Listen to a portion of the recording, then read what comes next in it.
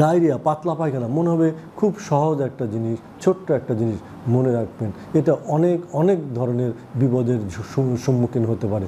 যেমন আমি যদি খাবার স্যালাইনটা ভালোভাবে তৈরি করতে না পারি, আমি যদি পরিমিত খাবার স্যালাইন যদি না খেতে পারি, তাহলে কী কী সমস্যা হতে পারে দেখেন। আমাকে যদি খাবার স্যালাইন যে পরিমাণ দরকার আমি যদি সেই মেজারমেন্ট অনুযায়ী যদি না দিই, তাহলে বাবু পানি শূন্যতা দেখা দেবে। তাহলে পানি শূন্যতা দেখা দিলে আস্তে আস্তে তার হলে প্রেশার ফল করবে, কিডনি ফল করবে, ফাংশন ফল করবে, বাবুটা মারা যাবে, যেটাকে আমরা বলি পানি শূন্যতা, ডিহাইড্রেশন। এই ডিহাইড্রেশনকে প্রিভেন্ট করার জন্যই আমাকে বুকের দুধের যে বাচ্চা বুকের দুধ খাবে তাকে বুকের দুধ দেবেন, পাশাপাশি খাবার স্যালাইন দেবেন, এবং 6 মাসের পরে তাকে আমরা বুকের দুধ খাওয়াবেন, পারিবারিক খাবার খাওয়াবেন এবং খাবার স্যালাইন দেবেন।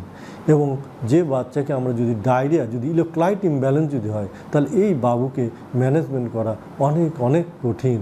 আপনার এবং আপনার পরিবারের যে কোনো সমস্যার জন্য প্রাইম মেডিকেল কলেজ হসপিটালের সেবা গ্রহণ করুন। Prime medical college, Badarganj road, Pirjagad, Rangpur.